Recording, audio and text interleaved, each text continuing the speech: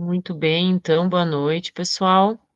Vamos começar então com a nossa reunião hoje, onde a nossa doutoranda Jéssica vai conversar um pouquinho sobre tipos de estudo, tá, Jéssica? Daí tu fica à vontade, pode começar, e aí depois a gente conversa um pouquinho sobre os artigos, enfim, tá? Fica à vontade.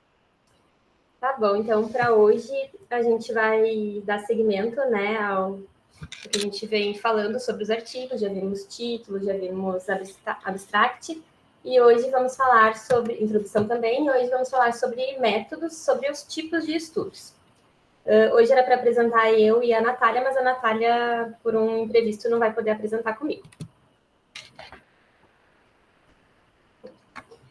Então, primeiramente, dentro da área da saúde, a gente pode dividir os estudos em dois grandes grupos.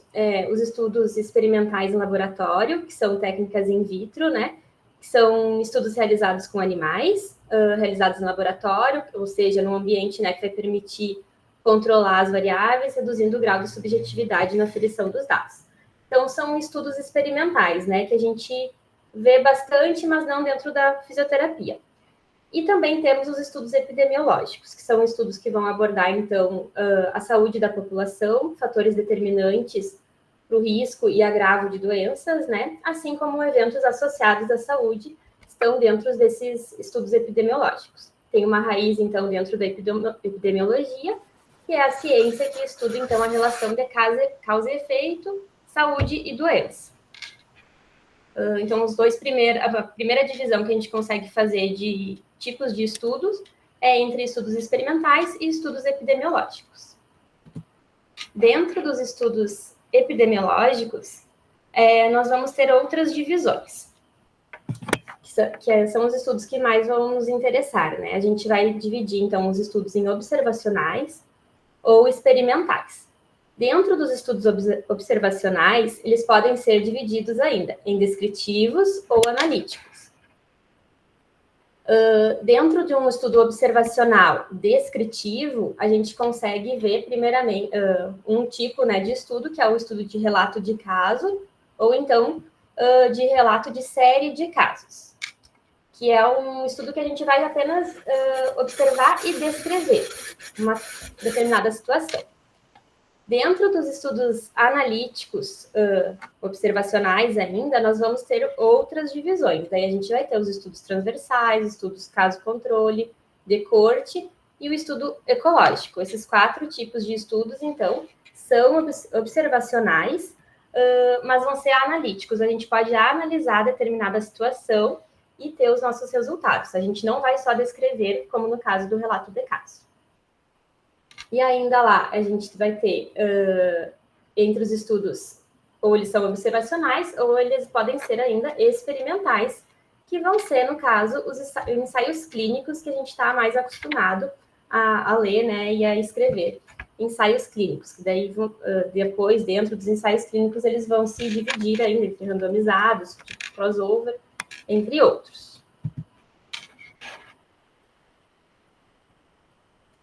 Dentro da escolha do tipo de estudo, a gente vai ter uma análise de evidências, né, de que tipo de estudo é melhor para determinado caso. E a gente encontrava até um tempo atrás essa pirâmide da evidência que todo mundo já deve ter visto, né, ou pelo menos em alguma disciplina a gente entrou em contato com ela, né? Que é uma pirâmide, então, que diziam quais eram os melhores tipos de estudos. Então, lá na base da pirâmide, a gente vai ter opiniões de especialistas, pesquisas em animais ou in vitro, né, que não estão dentro da realidade do ser humano, né, que não são aplicadas ao ser humano, então estão lá na base da pirâmide.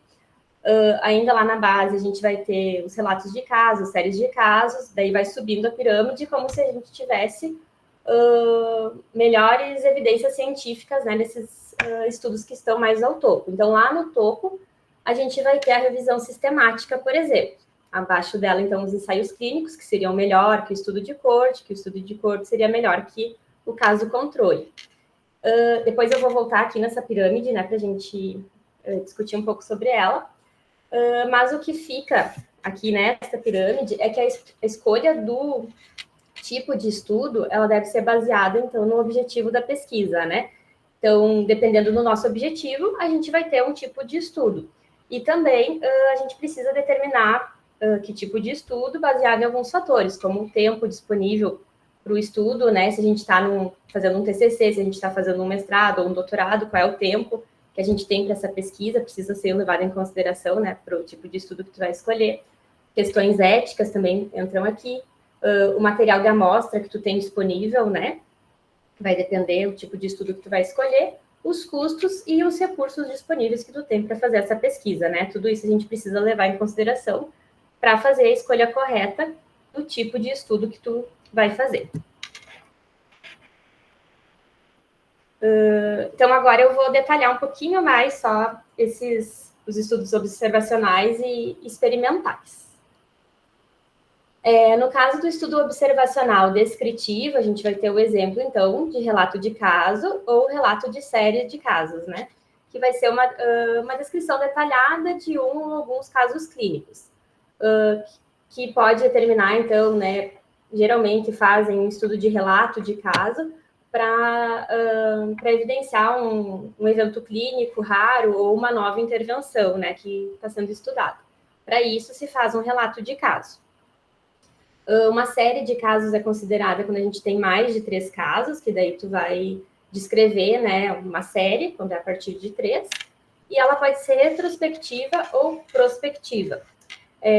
São a primeira evidência para novas terapias, né? A gente pode fazer, então, um relato de caso de uma doença rara, ou, enfim, aqui tem um exemplo que a descoberta da síndrome dos ovários policísticos, né, lá em 1935, foi feita através de um relato de caso, de uma série de casos, né?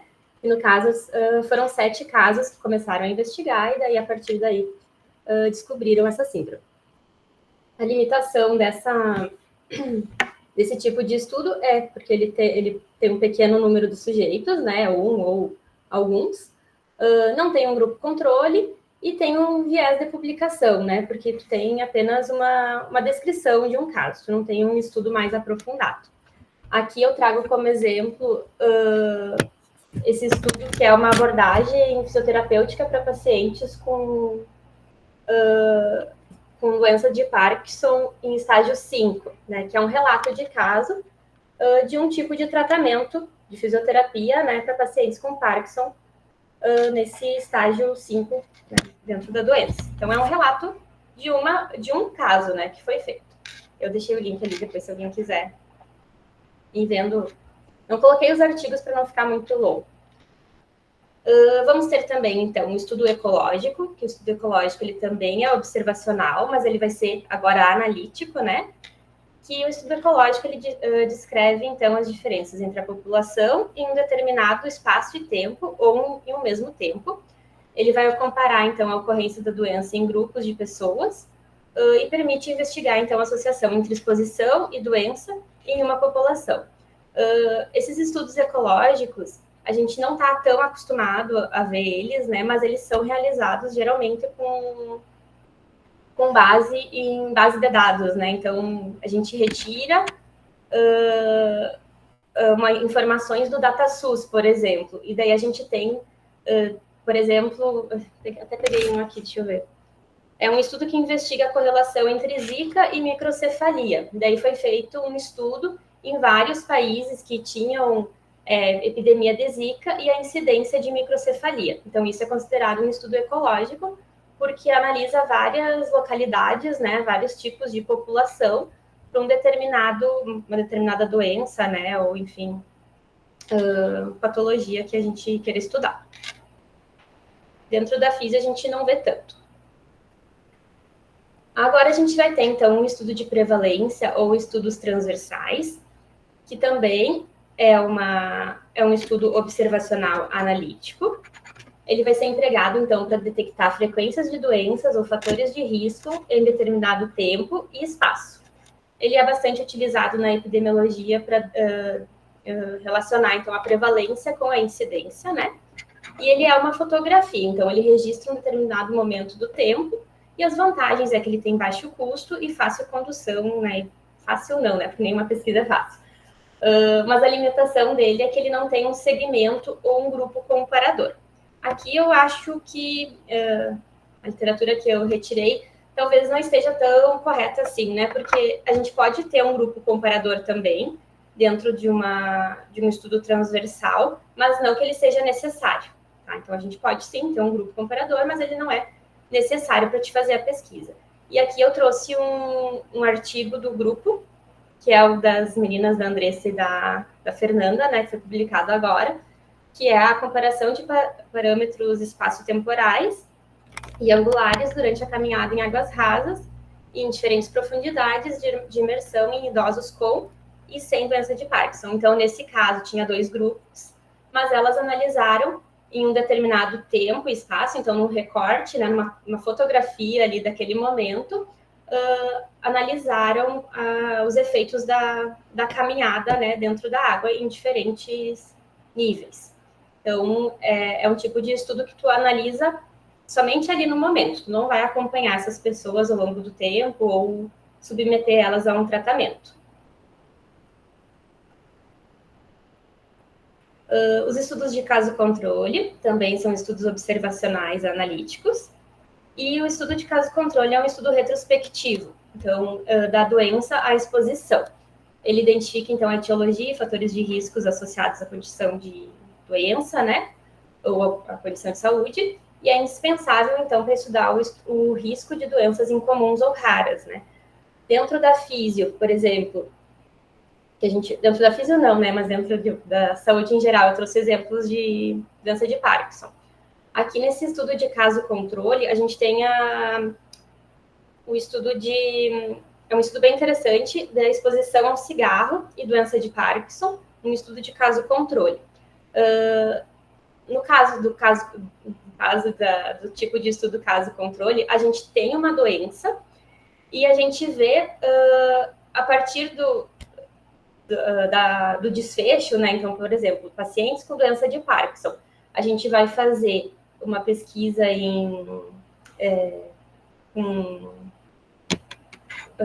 esqueci o nome da palavra, com dados de prontuário desses pacientes, ou então com questionários, e a gente vai ver ao que ele foi exposto. Nesse caso, se ele foi exposto ao cigarro ou não durante a vida dele. Então, a gente tem o desfecho, que é a variável, né,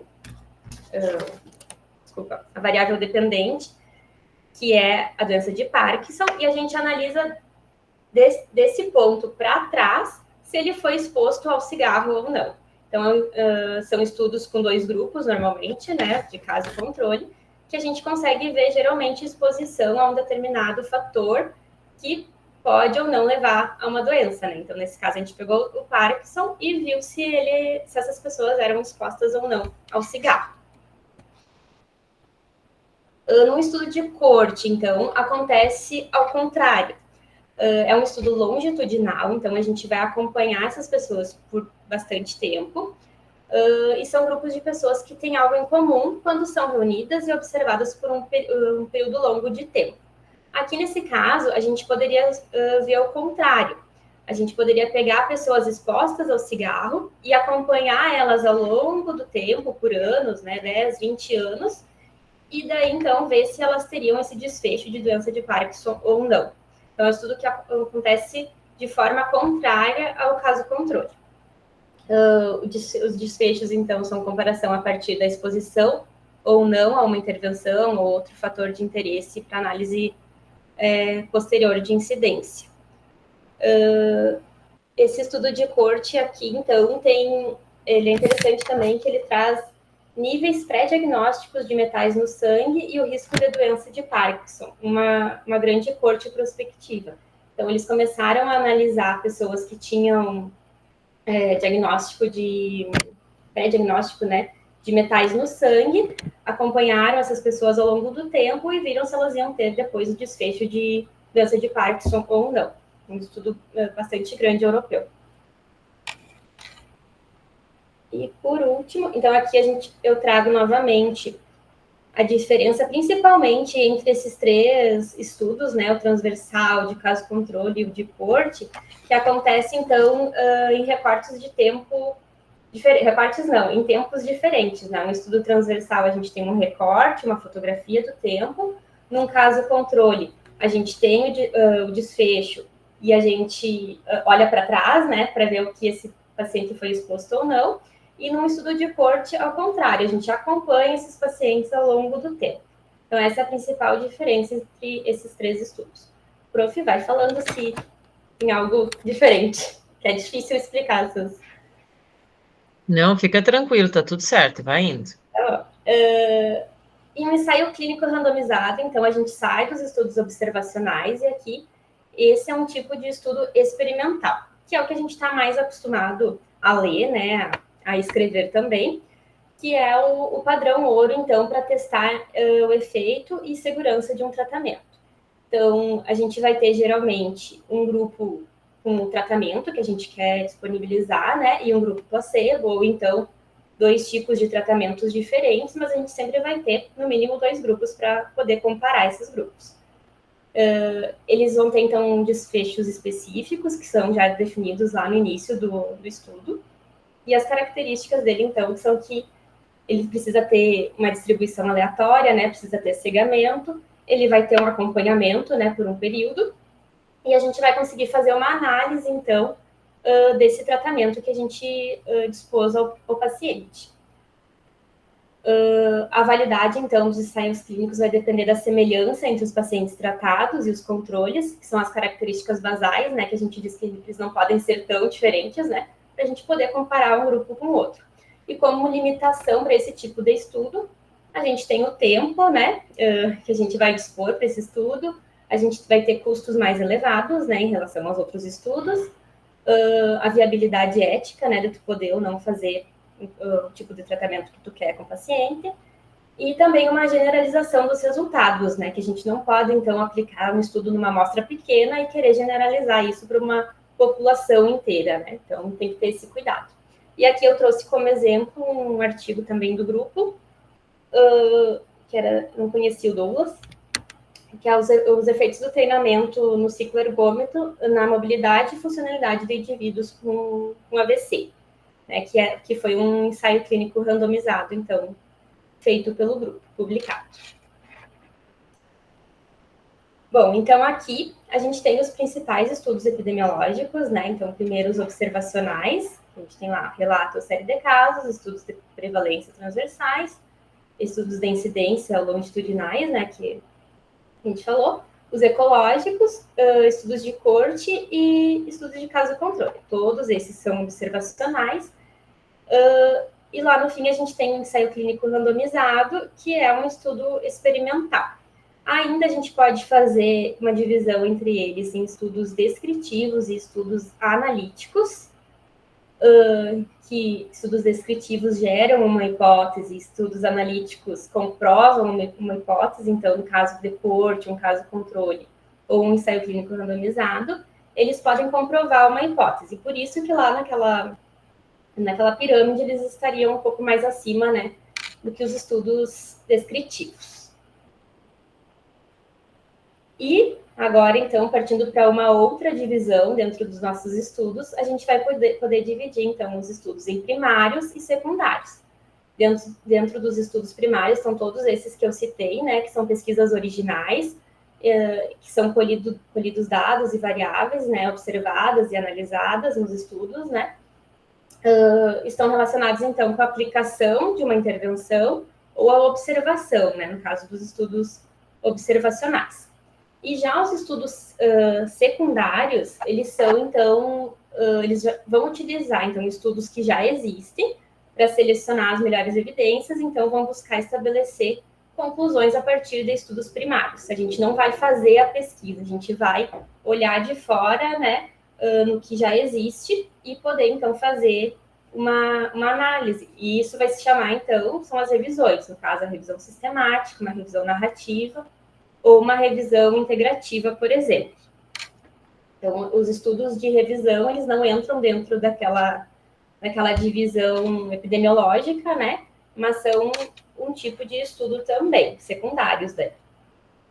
No caso da revisão sistemática, são revisões, então, que reúnem de forma organizada, né, os resultados de estudos primários já existentes, relacionados, então, a uma intervenção específica, com a aplicação de um método explícito, reproduzível e sistematizado de pesquisa.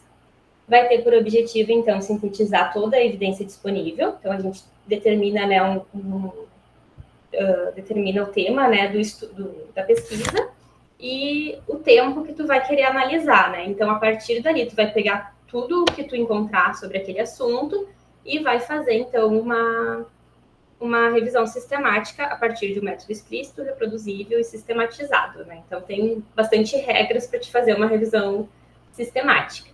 E aqui também eu trouxe um artigo do grupo, do Arthur, que é o impacto da realidade virtual na destreza manual de indivíduos com doença de Parkinson, que foi uma revisão sistemática. Então, são revisões que exigem bastante tempo, apesar de tu não fazer a pesquisa primária, né? Ela também é um tipo de estudo bastante difícil, assim, de ser feito, né? Que demanda bastante tempo e atenção. E a gente vai ter também revisões sistemáticas com meta-análise. E daí aqui fica a informação, então, do que é a meta-análise, né? Que a meta-análise não é um tipo de estudo. A meta-análise é um método estatístico, então, que é utilizado na revisão sistemática para integrar, então, os resultados dos estudos incluídos. É uma análise das análises, né? Então, é um método estatístico. Ela não vai ser um tipo de estudo, apesar da gente ver bastante, né? Assim como revisão sistemática com meta-análise, né? Então, a gente não vê só uma meta-análise, né? A gente vê a revisão sistemática com meta-análise, que é um método estatístico feito para aprimorar mais essa revisão. A gente tem também as revisões narrativas, que são parecidas com uma revisão sistemática, só que elas não são organizadas, né?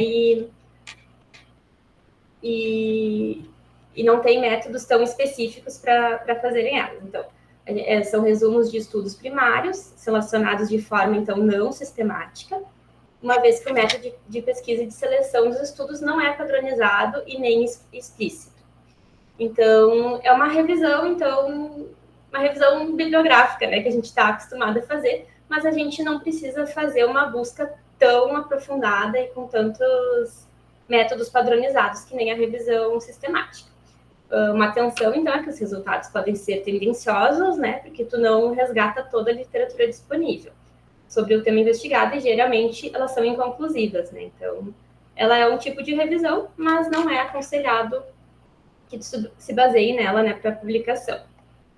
E a gente tem a revisão integrativa também, que é uma alternativa para revisar e combinar estudos com diversas metodologias. Então, a gente pega estudos, por exemplo, com ensaios clínicos, estudos observacionais, e faz essa revisão. Geralmente, na revisão sistemática, a gente analisa todos os ensaios clínicos randomizados, por exemplo, né? E aqui a gente pode trazer estudos com diferentes metodologias para fazer essa revisão. E a combinação de pesquisas, então, com diferentes métodos amplia a possibilidade de análise da literatura, então, e ela mostra como está o tema, então, nos dias de hoje ou no geral.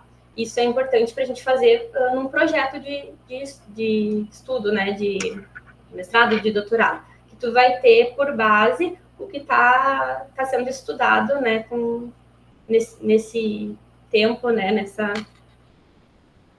nesse recorte de tempo que tu precisa.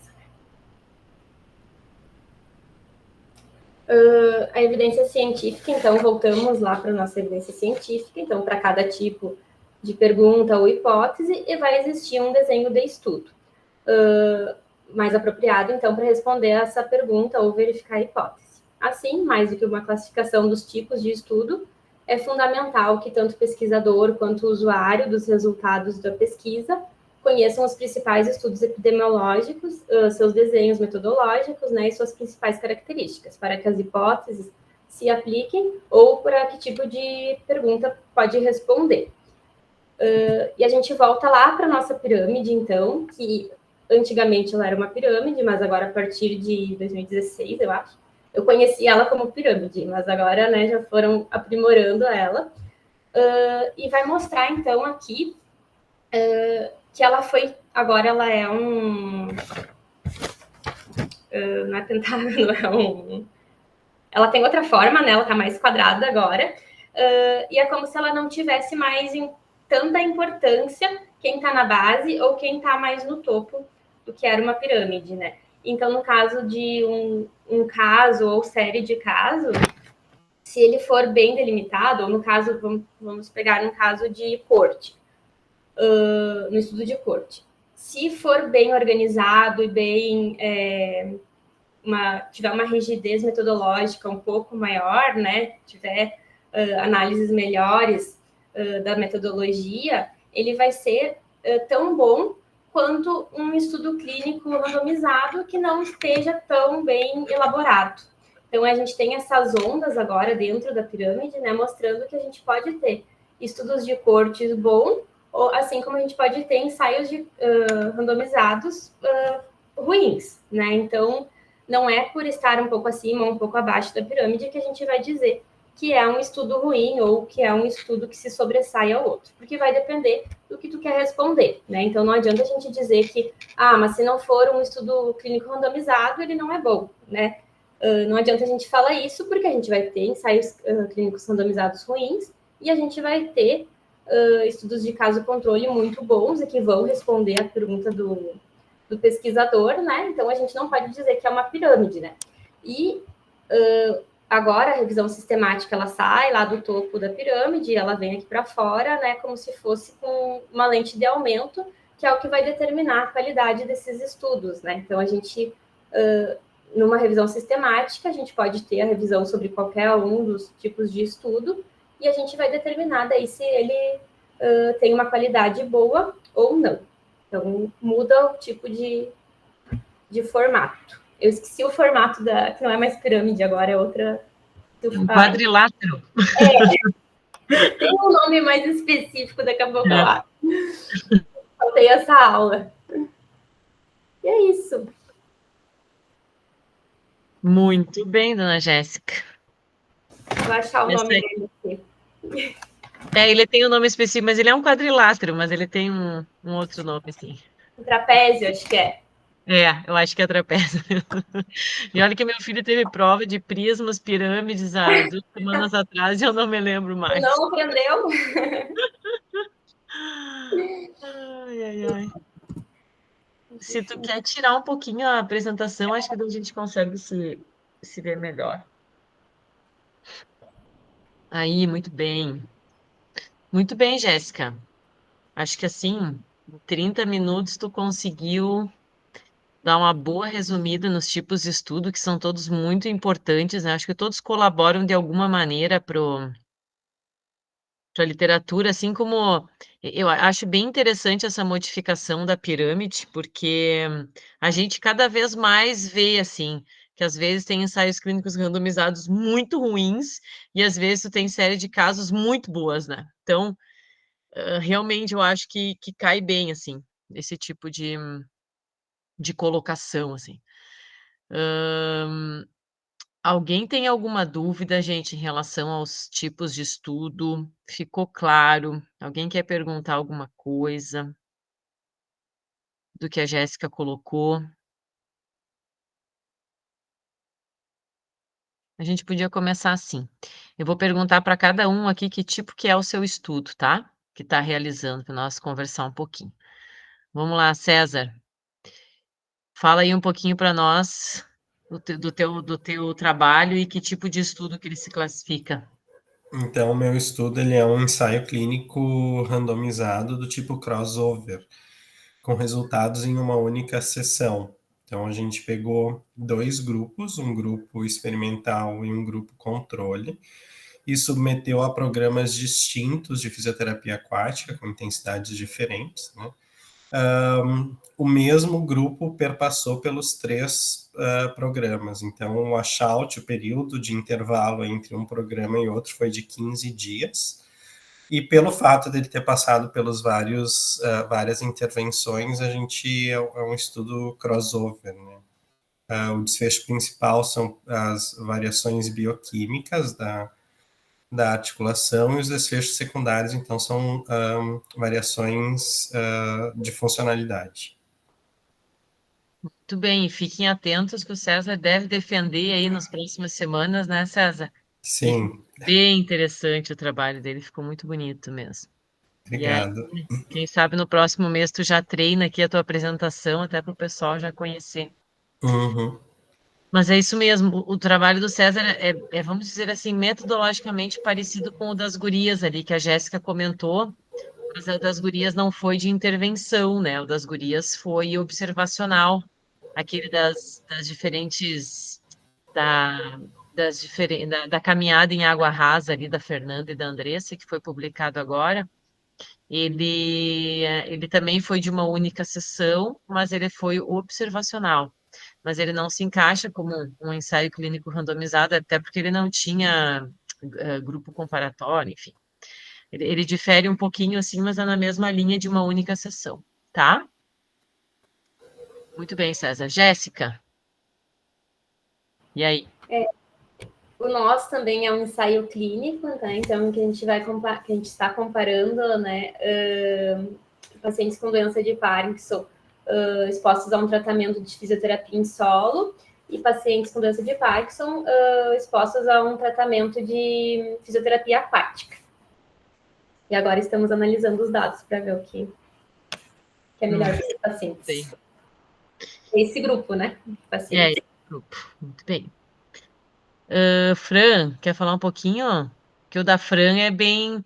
Eu acho que o da Fran. Se eu não me engano, porque já foram tantos trabalhos, mas acho que o da Fran vai ser o primeiro Fran de estudo de Longitudinal. mais longitudinal de corte, assim, onde a gente está acompanhando as crianças.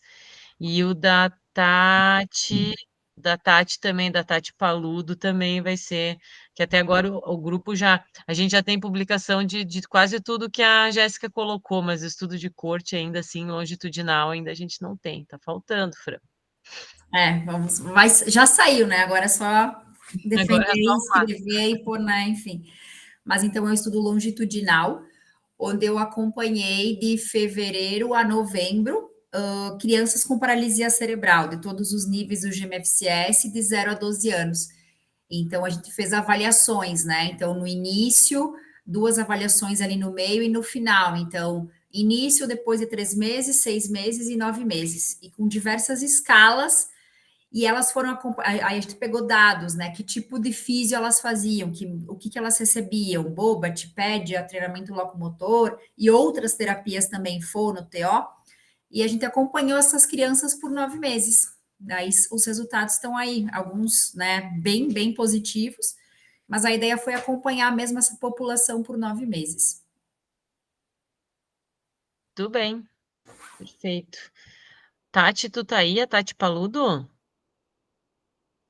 Vamos ver se ela tá na escuta. Sim. Ou se ela tá com a Fran, né, Franzi? Fran, tu tá aí na Tati? Que legal!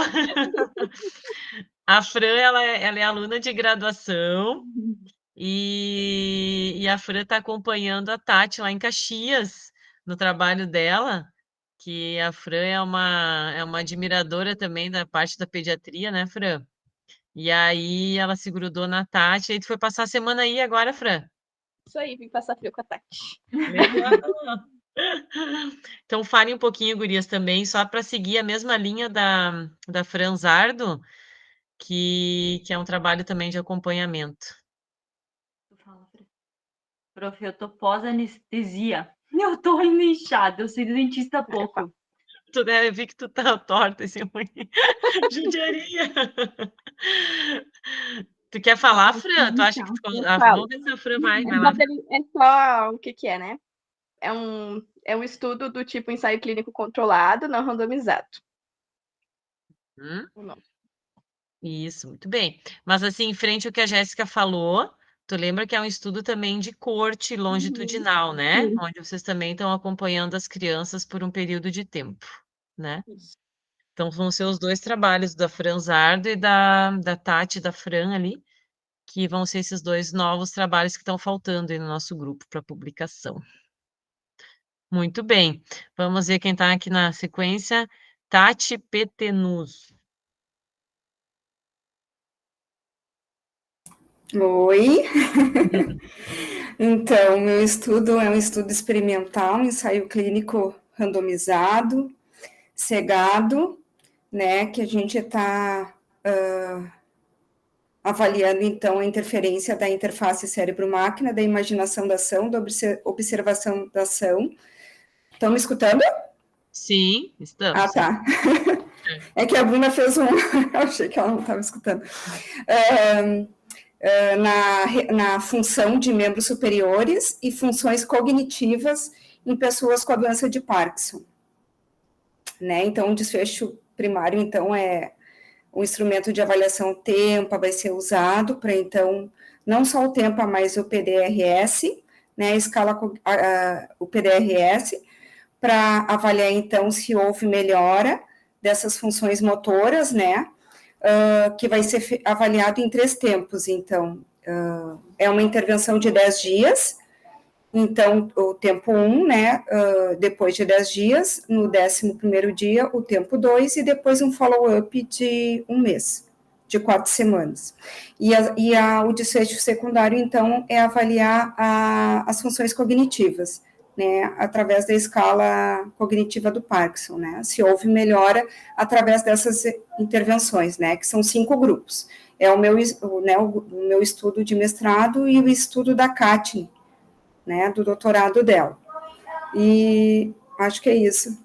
Muito bem, perfeito. Isso aí mesmo. Um trabalhão enorme, gigante. Deixa eu ver, Mari. Oi! E aí? Então, o meu é um ensaio clínico randomizado do tipo crossover. Vão ser 3 grupos. Um grupo, então, vai receber físio e neuromodulação. Um vai receber só físio e um outro grupo só neuromodulação. Todos os protocolos vão ser de 10 dias e vai ter um washout de 3 meses entre eles, né? Então, como é o crossover, todos os indivíduos vão passar por todas as intervenções. E os nossos desfechos são, o primário agora ficou a gravidade da doença, né, que vai ser avaliada pela escala SARA, e os secundários serão controle postural, que vai ser avaliado pela estabilometria e pelo Minibest, qualidade de vida pelo F36, e vamos também fazer fadiga pela escala modificada de fadiga também. Vai ser outro desfecho. É isso, acho que eu falei tudo também, né?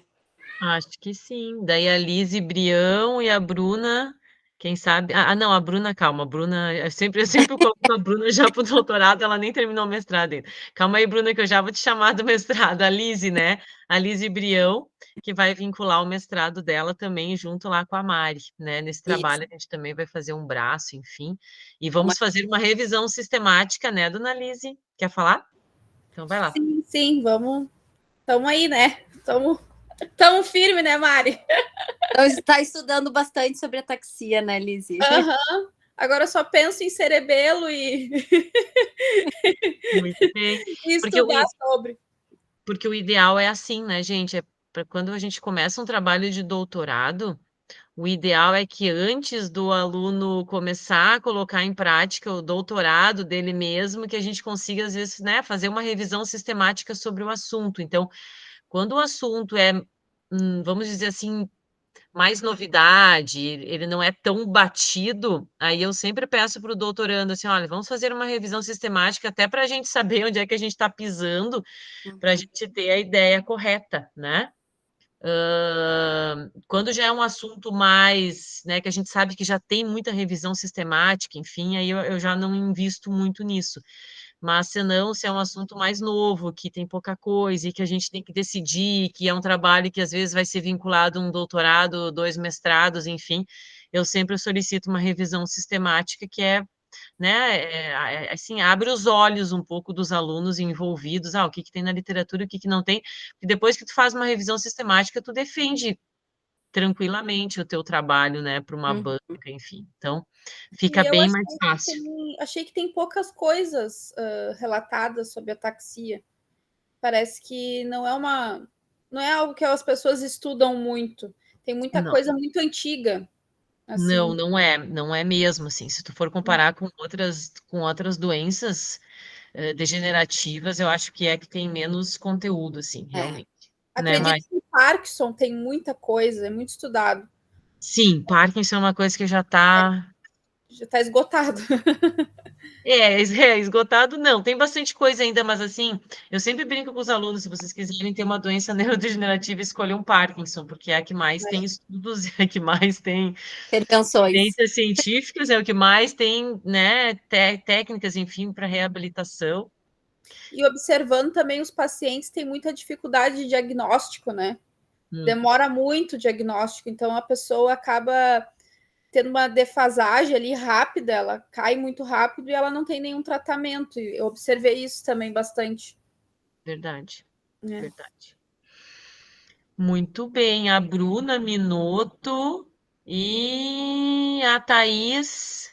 Eu sei que vocês estão começando, né, gurias? Mas assim, querem falar um pouquinho assim do projeto, mais ou menos? Já tem uma noção do que vai ser, né? Querem arriscar? Eu posso falar do nosso esboço de projeto. Vamos ver se a Thaís vai junto aí. Então, a gente entrou no grupo querendo trabalhar com física aquática, então a gente acompanhou o estudo da Jéssica e da Bruna com pacientes com Parkinson, e a ideia é dar continuidade no mesmo caminho, assim. Então, trabalhar com essa população. A ideia do nosso estudo é ser um ensaio clínico randomizado também com crossover, só que os indivíduos seriam comparados com eles mesmos. Então, seria uma intervenção de 12 semanas de fisiosolo, aí 12 semanas de washout, sem intervenção, e depois uma intervenção de 12 semanas de fisioaquática. E a ideia é estudar o efeito da potência nesses dois meios, né, no solo e na aquática. O efeito da potência em pacientes com Parkinson, principalmente no desfecho da bradicinesia. E a gente ainda está pesquisando para definir bem assim, a metodologia, mas a ideia geral é essa. Muito bem. Amanhã temos reunião com o Ronei, tá? Só para dizer. Amanhã, quem sabe, a gente já sai aí com uma novidades. É, verdade. Isso aí. Muito bem, gente. E a Bruna? Bruninha, vamos lá, do teu mestradinho. Vai sair, Fernanda, vai terminar. O meu estudo é um estudo transversal observacional. A gente fez, a Bruna me ajudou um tempo também ali, mão na roda. O meu estudo é com pneumopatas, né? A gente avaliou, na verdade, equilíbrio, dupla tarefa, a cognição e a marcha desses pacientes. E a gente vai comparar agora com pessoas rígidas, né? Estamos na última etapa do trabalho.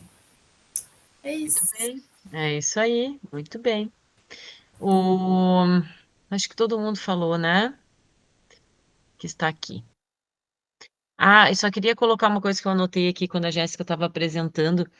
Aqueles estudos que são série de casos que a Jéssica colocou, que eles servem para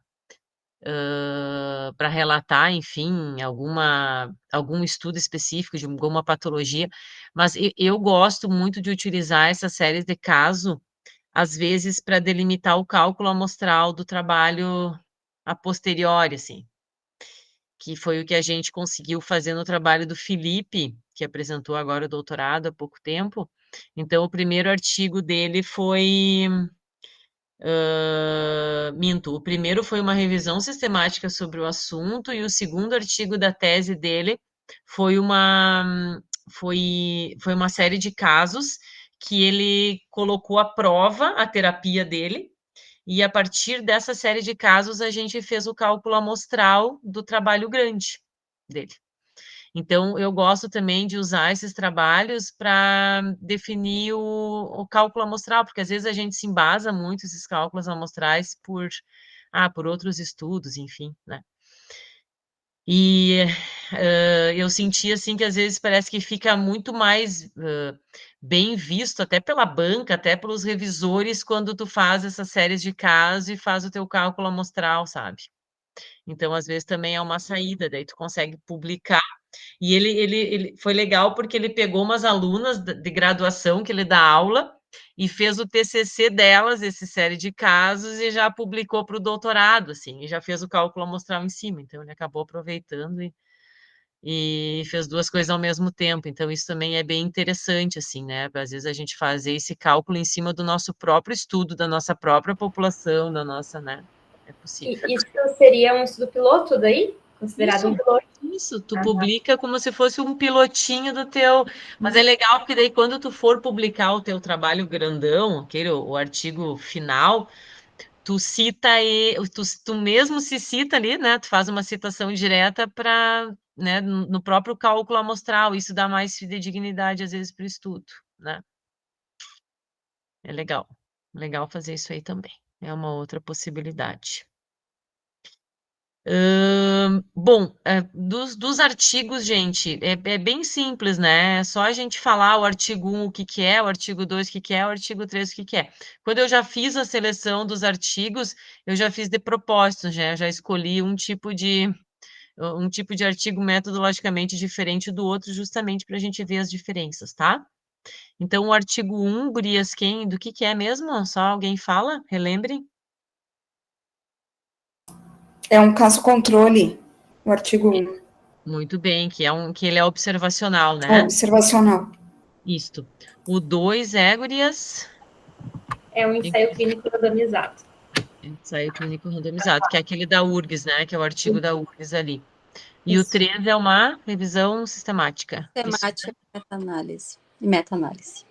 Bem, e estão todos bem descritos na metodologia, o tipo de estudo, isso é uma coisa que não tem erro, né? Isso é o mínimo para constar quando a gente começa a escrever uma metodologia, é o tipo de estudo, né? Inclusive, até no resumo, é bem importante, às vezes, aparecer que tipo de estudo é, porque daí, ou até no título, como a gente já conversou, né?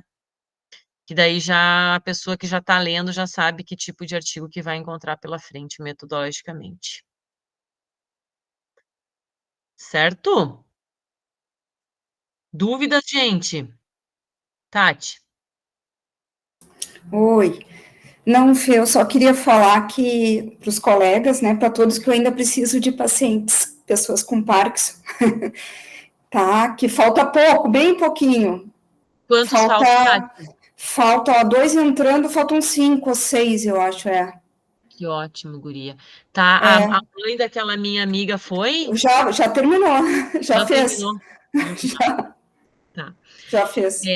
A gente precisa ajudar. E, Tati, tu chegou a chamar um dos teus primeiros, aqueles lá? Chamei, e aí eu fui atrás de outros, e aí muitos estão fazendo outras intervenções, tratamentos, então, assim, eu chamando, tá meio complicado deles conseguirem participar agora. Entendi. Mas eu tô insistindo, tô tentando. Não, é isso aí. E eu preciso de ígidos, né? Cada um com a sua necessidade. Bruna, eu acho que tu tem que colocar ali no grupo, porque a Bruna ela precisa fazer uma avaliação rápida de marcha, dupla tarefa e tal, com pessoas rígidas para a gente parear com o grupo intervenção ali, grupo intervenção, né? Não, né? Com o grupo dela de interesse. E eu acho que seria interessante, Bruna, tu colocar ali no grupo, fazer uma tabelinha das idades que a gente precisa parear, e aí as pessoas que conheçam, pessoas assim, ó, que não tenham problemas cognitivos e que não tenham problemas osteomusculares em membro inferior, porque precisa fazer marcha, enfim. Então, aí a gente agora precisa avaliar essa galera, assim, então coloca ali no grupo, faz uma planilhazinha, e aí o pessoal, minha mãe, meu pai, minha tia, minha avó, né, então vamos tentar ajudar a Bruna nesse sentido, tá, gente? Se eu puder, eu ajudo também. Já tá na lista, nem te preocupe. Aí sai o nosso café. Onde é que vai ser? Na Santa Casa. Vai ser no mesmo. Ai, me senti velha, eu também vou participar. Você, tá lá, merda.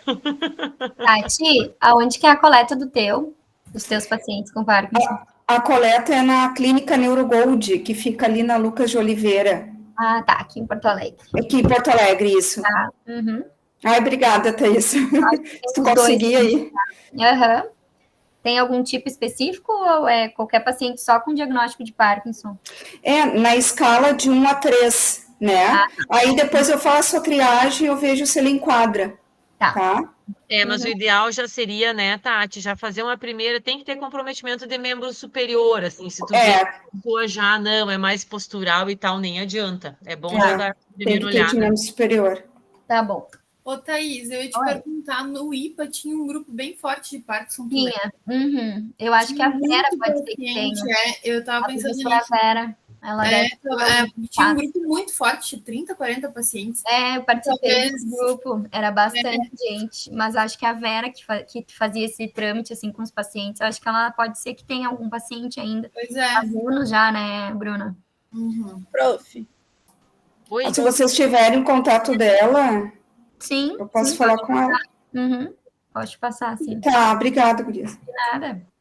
Eu queria perguntar que lá na clínica onde eu faço estágio, que é clínica que atende pacientes de convênio, apareceu um paciente lá para mim que ele levou 5 ou 6 tiros e aí ele ficou paraplégico, né? Mas lá na clínica ele não vai poder ser atendido porque nós não atendemos esse tipo de paciente, porque precisa de bastante atenção. E aí eu comentei com ele que talvez tivesse possibilidade, de repente, dele ir para a clínica escola onde tu atende, porque eu sei que... Perfeito, Lise, me manda o contato dele, porque assim, ó, a gente não tem nenhum lesado medular e eu quero muito mostrar para os alunos, enfim, porque a gente tem atáxicos, a gente tem AVC, a gente tem Parkinson, a gente tem tumor, a gente tem... Mas lesado medular é muito difícil, assim, né? Então, assim, passa o contato. O caso dele é bem complicado, porque até a dona da clínica pensou, Liz, já que tu gosta tanto de atender neuro, a gente pode fechar um horário para ti, né? Só que eu ia ter que atender ele sozinho, ele é um homem grande, e um dos tiros pegou no braço, onde estilhaçou o antebraço dele. Então, ele não tem nenhuma amplitude de movimento, ele não consegue se ajudar, né? Ele não tem força naquele braço. Daí eu comentei isso com ele, ele ficou todo feliz, assim, porque ele só tem o convênio e ele não tem condições, né, de pagar uma físio e tal. Então, eu vou te passar o contato dele e aí tu fala com ele. Me manda pelo WhatsApp, a gente tem uma fila de espera ali, mas a gente acaba chamando rápido, porque... Sempre acontece alguma coisa. E ele bem mal orientado, assim, com questões de sonda, com várias questões. Aí também tem uma lesão no sacro bem feia, assim, sabe? Onde ele está sendo tratado na PUC. Então, ele precisa de bastante orientação, assim. Legal. Vou te passar o contato. E sobre os Parkinson também, lá na clínica aparece alguns, eu vou te mandar. É isso aí. E, gente, uma outra coisa que eu quero falar que é bem importante para vocês. Inclusive, eu vou colocar no grupo, tá? A Tati Petenuso, inclusive, está sendo a representante de todos os alunos na comissão da pós-graduação.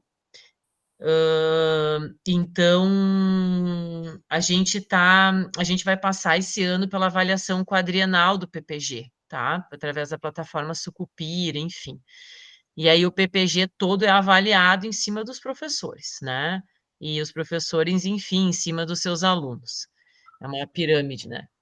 Então, é bem importante agora. Então, a gente vai ter uma série de mobilizações, assim, que a gente vai precisar da ajuda dos alunos, até para preenchimento de certas coisas, porque a gente precisa agora, nessa plataforma Sucupira, fazer todo o cadastramento de tudo que é feito, de tudo que... Justamente porque o programa agora vai receber uma nova nota. Então, a gente está com nota 4, né, o PPG, e a gente está lutando já desde a outra avaliação para subir para 5, né? E a gente não subiu na última avaliação por um detalhe, né? Um pequeno detalhe. E esse pequeno detalhe nada mais é do que participação. Claro, né, Tati? Tem outros pontos, mas eu acho que aqui para trazer para os alunos é a participação dos alunos em eventos científicos, gente, apresentação de resumos. E por incrível que pareça, né, a gente acha que assim foi super subestimado, porque os professores acabam não colocando os resumos no currículo Lattes, os alunos não passam para os professores, às vezes, que apresentaram os trabalhos. E assim, eu preciso que, no mínimo, cada aluno apresente, né, no seu período que fica, né, 2 anos de mestrado, 4 anos de doutorado, enfim, pelo menos esse período que a gente faça uma apresentação em algum evento científico do trabalho de cada um de vocês. Porque, né, a gente precisa mais ou menos, a métrica que a gente precisava era uma apresentação por aluno, e a gente ficou 0,28 apresentações por aluno. Então, assim, ridículo, né? E isso aí é que a gente acabou não ganhando, não passou para conceito 5 por esse detalhe, porque o resto todo a gente se preocupou, o resto tudo a gente fez, então às vezes a gente fica muito preocupado com publicação de artigo, com outras coisas, e esquece do básico, né? Que foi o que aconteceu com o nosso PPG agora. Então, assim, se alguém tem alguma apresentação ou fez alguma apresentação em algum, isso vale até para congresso UFSPA, gente, até para semana acadêmica, até para qualquer coisa que a gente participe, então não precisa ser um baita de um evento, tá? Eu preciso que vocês me passem essas informações, e quem ainda não apresentou, eu preciso que apresente, tá? A gente precisa que, né, que faça essa apresentação, pode ser oral, pode ser pôster, pode ser qualquer coisa, pode ser até na sua universidade, né, César? Às vezes vocês têm ali algum evento na própria universidade, a gente precisa fazer essa divulgação, tá? Então, eu vou colocar ali no grupo, mas já vão pensando nisso e coloque como uma das metas do mestrado, do doutorado, essa apresentação, tá? Fala, Prof, Pai. tem a feira de iniciação científica, acho que vai ser em outubro, agora, daí eu posso até divulgar no grupo, se alguém quiser participar também. Sim, porque são coisas simples e às vezes até online, né, gente? Tem eventos assim rápidos online que a gente precisa.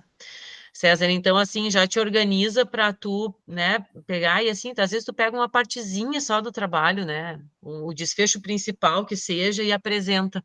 Então já te organiza, tá? É bem importante que a gente faça isso daí.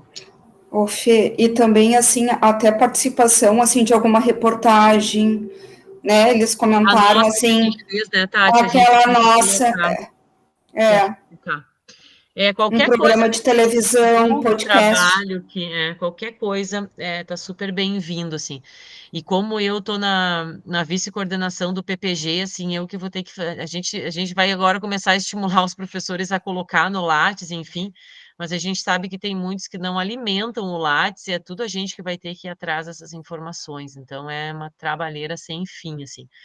Mas a gente precisa que o PPG suba para 5, isso é importante para vocês também, né, para o currículo de vocês, né, então, não é só dos professores, mas é da universidade, é para todo mundo.